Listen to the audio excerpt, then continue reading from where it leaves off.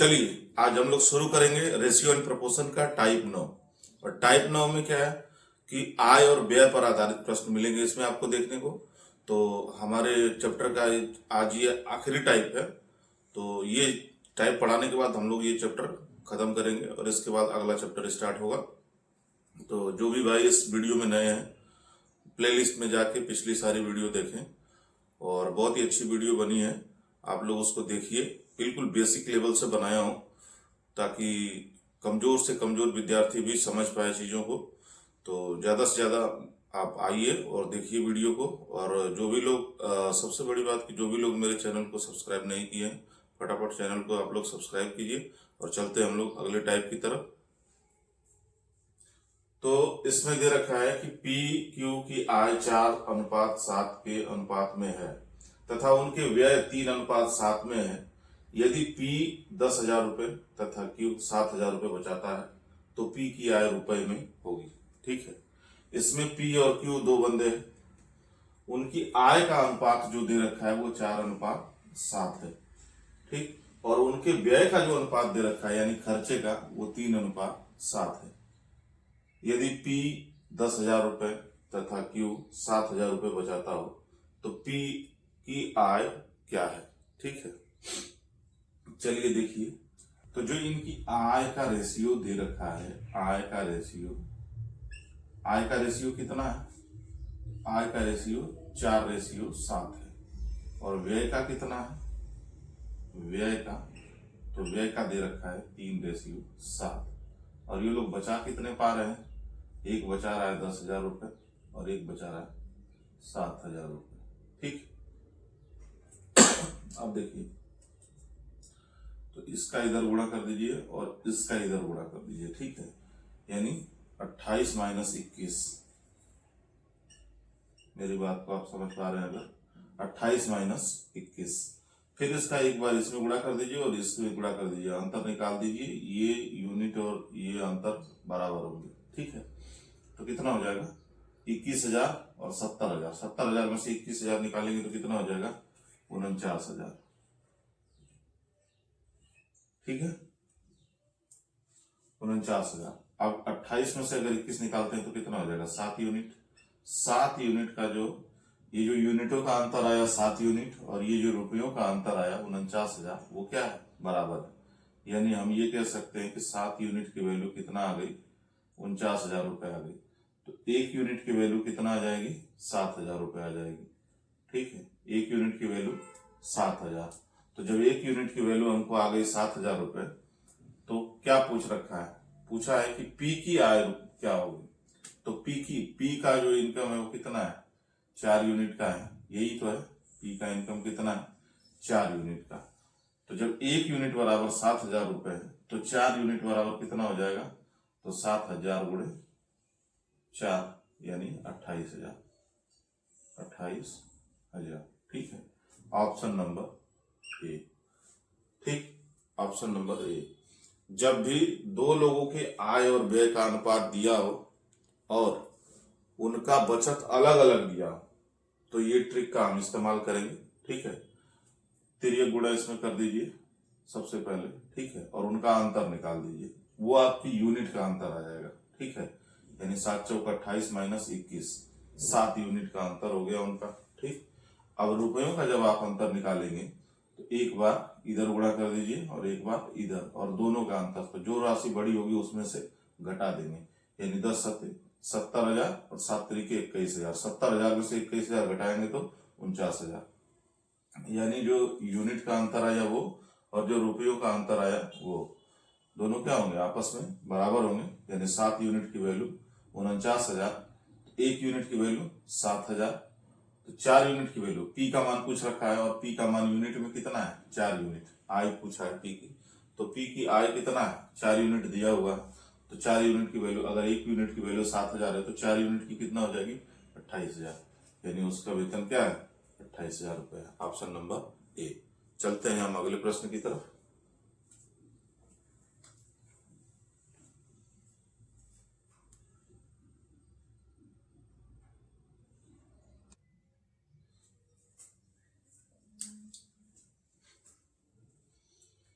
चलिए प्रश्न देखते हैं।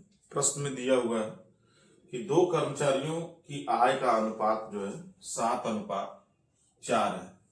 यदि उनके व्यय का अनुपात 3:1 है, यदि उनमें से प्रत्येक 4800 रुपए की बचत प्रति माह करता है, ठीक है, 4800 रुपए दोनों बचा रहे हैं, ठीक है, तो उनकी मासिक आय का योग क्या होगा? तो दोनों की मासिक आय का योग पूछ रहा है, ठीक है। अभी पिछले प्रश्न में हम लोग देखे कि दो व्यक्तियों की आय और व्यय का जो अनुपात है अलग अलग जो था, उसके बाद उनकी बचत जो थी वो अलग अलग थी, लेकिन इसमें क्या है, उनकी बचत सेम है। तो ये दूसरा टाइप है, वो अलग अलग वाला था बचत का, और ये सेम वाला है, ठीक है। इसको कैसे करेंगे देखिए। तो आय का जो अनुपात दे रखा है, आय का अनुपात क्या दे रखा है? 7:4 है। और जो व्यय का अनुपात है वो कितना है? 3:1 है, ठीक। अब जरा देखिए इसमें अंतर कितने का है? 3 का। इसमें कितने का अंतर है? 2 का। तो 2 का इधर गुणा कर दीजिए और 3 का इधर कर दीजिए, ठीक है। तो नया रेशियो निकल के क्या आ जाएगा? देखिए 2 सत्ते 14 और 2 चौको 8 और 3 तिहाई 9 और 3 एकम 3। ये नया रेशियो निकल के आ गया, ठीक है। अब नया रेशियो जो निकल के आ गया तो इसका अंतर कितने का? 5 यूनिट का। और इसमें अंतर कितने का? 5 यूनिट का। अंतर कितने का आया? 5 यूनिट का। यही 5 यूनिट की वैल्यू कितना है? 4800 रुपये। 4800 रुपये की बचत करते हैं तो ये 5 यूनिट की वैल्यू कितना है? 4800 रुपये। इसका मान कितना हो जाएगा? तो 5 से इसको काट दीजिए। 5 9 45, 5 छक्के 30, 960। यानी 1 यूनिट की वैल्यू कितना आ गई? 960 आ गई। जब आपको 1 यूनिट की वैल्यू दे रखा है 960, तो आपसे पूछ क्या रहा है? उनकी मासिक आय का योग। तो इसका और इसका योग कर दीजिए, यानी 14 और 8 का योग कितना हो जाएगा? 22। तो 22 यूनिट का मान कितना हो जाएगा? यानी 960 गुणे 22, ठीक। गुणा करने के बाद आपको 21,120 मिलेगा, ठीक है, 21,120। अगर आप इसमें गुणा करेंगे तो आपको थोड़ा टाइम लग सकता है, लेकिन जरा सोचिए, अगर आप इसको ऐसे कर देते हैं कि 960 गुणे, दिमाग में सोचने की चीज है ये, ठीक है, 20 + 2 करके अगर गुणा करेंगे तो फटाक से हो जाएगा, ठीक है। ये देखिए 96 दूना के 192, ठीक, और 2 जीरो चिपका दीजिए, यानी 19,200 रुपये हो गया। प्लस 2 का कर देंगे तो कितना हो जाएगा? 18 और 60 120, 1920 हो जाएगा ये। अच्छा, 19,200 और 1920 जोड़ दीजिए तो 19,000 और 1 कितना हो गया? 20,000। 20,000 है, और ये 200 और ये 920 तो 1120 हो जाएगा। मतलब 20 और 1 21,000 हो गया। 21,120 रुपये, 21,120। तो इस तरह से आप बहुत ही आसानी से निकाल पाएंगे, ठीक है। आप एक बार फिर से देख लीजिए।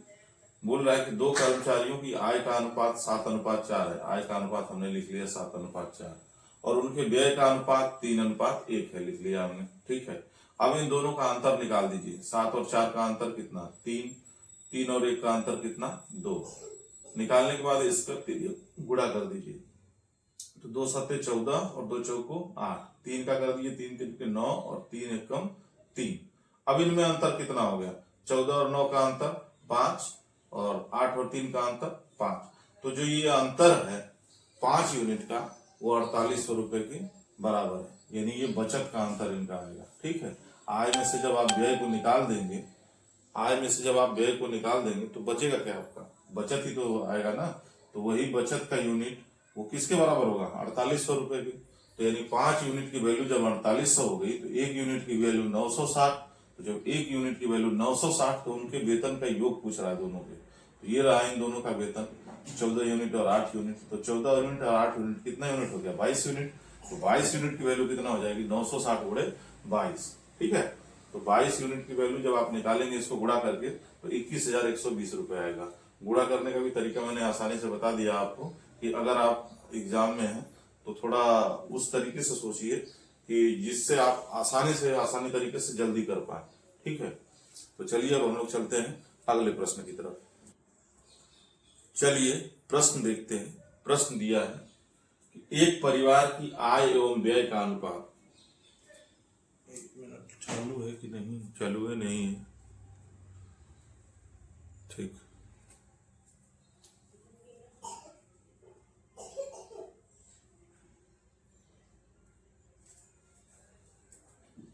चलिए प्रश्न देखते हैं। चलिए प्रश्न की तरफ देखिए। एक परिवार की आय एवं व्यय का अनुपात 10:7 है। यदि उस परिवार का व्यय 10,500 रुपए है तो उसकी बचत कितनी होगी। ठीक है, ऐसे प्रश्न आप फटाक से लगा पाएंगे, सिर्फ आप ध्यान दीजिए थोड़ा सा। ठीक है, बोल रहा है कि एक परिवार की आय एवं व्यय का अनुपात कितना दिया, 10:7 दिया है। यदि उस परिवार का व्यय 10,500 रुपए है तो उसकी बचत कितनी होगी। ठीक, आपसे बचत पूछ रहा है इसमें। तो बचत आपको दे क्या रखा है, व्यय, और व्यय कितना यूनिट है, 7 यूनिट। तो जो 7 यूनिट की वैल्यू आपको दे रखा है कितना, 10,500 रुपए। अब जब 7 यूनिट की वैल्यू आपको दिया है 10,500 रुपए, तो 1 यूनिट की निकालने के लिए आप क्या करेंगे, 10,500 में भाग देंगे 7 से, यही करेंगे। 7 एकम 7, 3 बचा 35, 7 बचे 35, 1500। यानी 1 यूनिट की वैल्यू कितना आ गई, 1500 रुपए आ गई। अब आपसे पूछ क्या रहा है, पूछ रहा है कि उसकी बचत कितनी है, यानी उस परिवार की बचत कितनी है। तो बचत आप कैसे निकाल पाएंगे, आय में से यदि आप व्यय को निकाल देते हैं तो वो हो गई आपकी बचत। और आय का इनकम दिया है आपको 10 यूनिट और व्यय का 7 यूनिट। ठीक है, तो 10 यूनिट आपका आय हो गया और 7 यूनिट आपका व्यय हो गया। तो 10 यूनिट में से 7 यूनिट निकाल देंगे तो वही आपका बचत हो गया। यानी 10 में से 7 यूनिट, जब 10 - 7 यानी कि 3 यूनिट की क्या हो गई, उसकी बचत हो गई। ठीक, तो 3 यूनिट, 1 यूनिट का मान अगर आपको 1500 दिया है तो 3 यूनिट का मान कितना हो जाएगा, 15 गुणे 3 यानी कितना हो जाएगा, 4500 रुपए, 4,500 रुपए। Option number A. ठीक है, देखिए एक बार फिर से देख लीजिए। दे रखा है किसी परिवार की आय 10 आय और व्यय का अनुपात जो है 10:7 का है, यानी आय 10 है तो व्यय क्या है, 7 है। ठीक है, यदि उस परिवार का व्यय 10,500 रुपए, अब देखिए व्यय का अनुपात आपको दिया हुआ है और व्यय रुपए में भी आपको दिया हुआ है, दोनों को बराबर कर दीजिए। यदि 7 यूनिट का मान कितना हो गया, 10,500, तो 1 यूनिट का मान कैलकुलेशन करने पे आया 1500। ठीक, तो जब 1 यूनिट का मान 1500 आया तो आय और व्यय का अंतर ही तो बचत होता है। तो आय और व्यय का अंतर कितना, 10 और 7 का अंतर 3 का, तो जो 3 आया वो आपकी क्या है, बचत है। और बचत किसके बराबर हो जाएगी, 3 गुणे 1500 के, यही होगा। तो जब 3 गुणे 1500 निकाले तो कितना आया, 4500 रुपए, यानी ऑप्शन नंबर ए। दोस्तों अगर मेरी वीडियो आपको अच्छी लग रही हो तो वीडियो को ज्यादा से ज्यादा क्या करना है, शेयर कर देना है। और मेरे YouTube चैनल पे अगर आप नए हो तो मेरे YouTube चैनल को ज्यादा से ज्यादा सब्सक्राइब कीजिए, बेल आइकन को प्रेस कीजिए, ताकि इस तरह की वीडियो मैं आप लोगों के लिए डेली ला सकूं। धन्यवाद दोस्तों।